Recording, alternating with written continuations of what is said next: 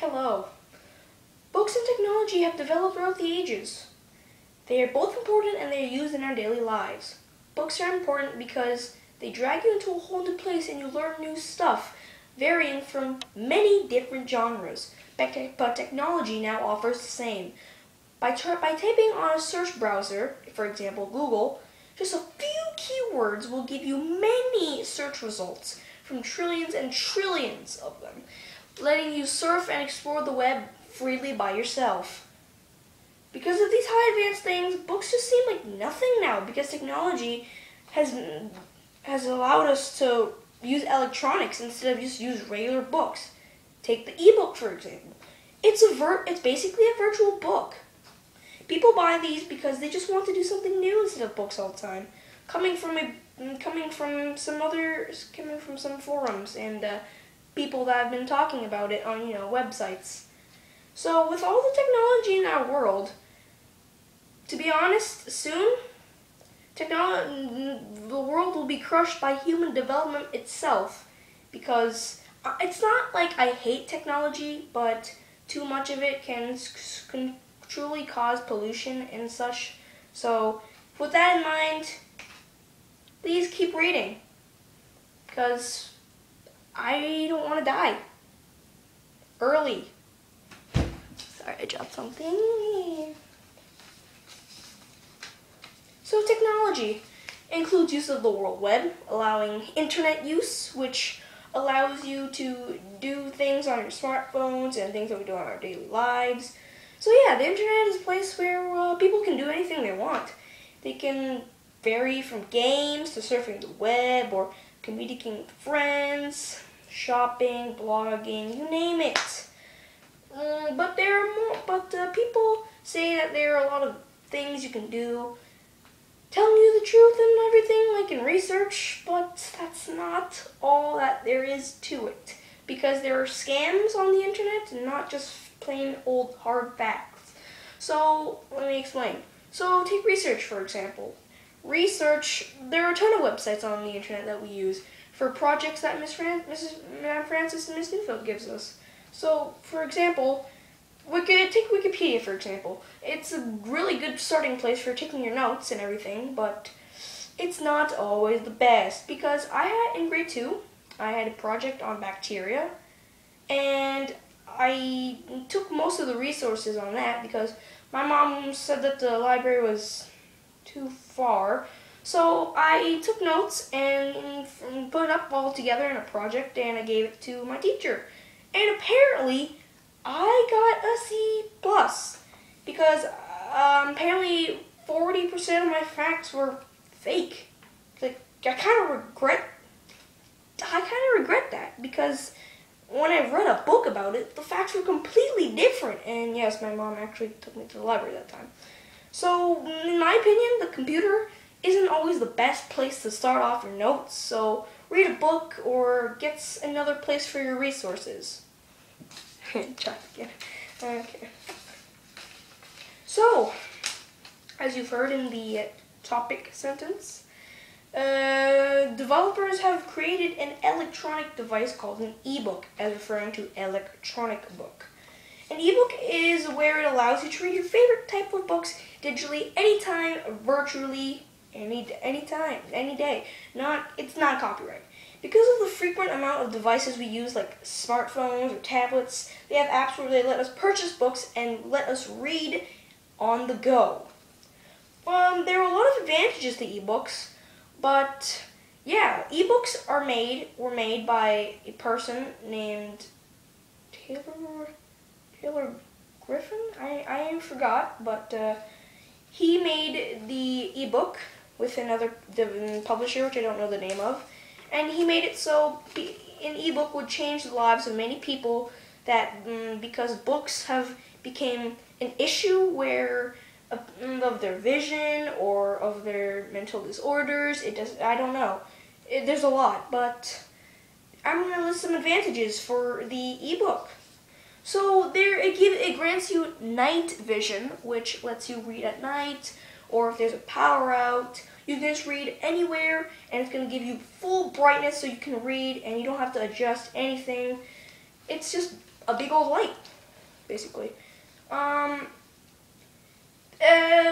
Next is storage. So imagine carrying like 40 of these. No, you can't do that. You can't carry 40 of those. But on the ebook, it allows you to carry like as much books as you can, storing from 8 to 64 gigabytes of storage space. You can store thousands of books. Whew, can you manage that? Well, the prices are pretty cheap as well. I mean, take a basketball book. I chose a basketball book for this example because I used to have an ebook, and my first book that I actually got was a basketball book. Yeah, my dad took the ebook away from me because I get dropping it on the floor. So yeah, I was careless at that time. So a book.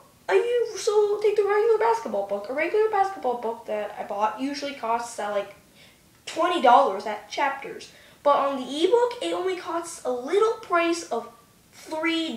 Can you imagine that? And that's like 1/2 of the price. Okay, not like one-sixth. My bad.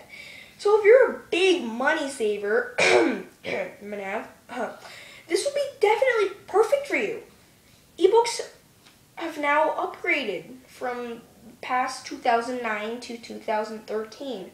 For example, if you have a physical or mental disorder like dyslexia, it will let you change the font and size of the words. And with simply one touch of a button. So it was developed and upgraded in 2012 and released in late 2012, like around spring. So yeah. So it's simple as that. So it lets you read if you have a disorder like dyslexia. It lets you read from word to word without having to scramble or use a magnifying glass for those small words in the books. So yeah. So yes, there's a lot of advantages about the ebook, but what about the cons? Have you thought about the pollution? Have you thought about your eyesight? That might damage your eyesight a lot. Like, I'm wearing glasses like this right now. I can't even see. Have you thought about the battery? What if it runs out of battery? You're going to have to charge it, but, books just fully packed in one. You wouldn't want to go blind or anything, would you? That'd be terrible. So, ebooks aren't the best of things. So, you decide. Okay, I've been backstabbing technology a lot. And I'm not advertising no ebook. I need to talk about the downside of books too, because books aren't like always the best. So, here it goes. Books always has some disadvantages to it, like the costs of them. I'm not a fan either, not just Manav or anybody else in this classroom. It might be a handmade book with all the care and love for it, but for a simple chapter book, or a simple novel, it costs an insane price of $15. I'm not saying that I'm not poor, but like, that's kind of a lot because this is why ebooks offer a cheaper price.